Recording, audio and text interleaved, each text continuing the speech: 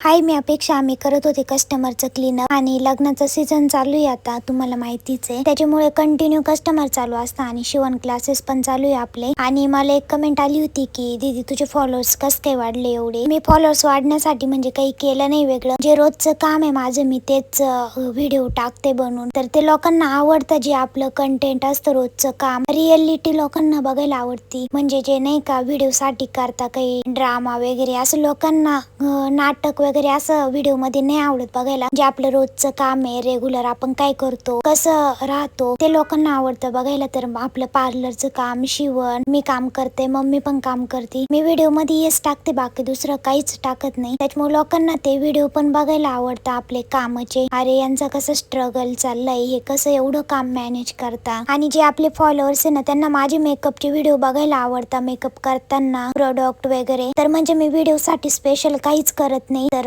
जे आपले फॉलोअर्सला आवडतं ते मी व्हिडिओ बनवते आणि पोस्ट करते. आणि तुम्हाला पण माझे व्हिडिओ बघायला आवडतं का, नक्की कमेंट करून सांगा.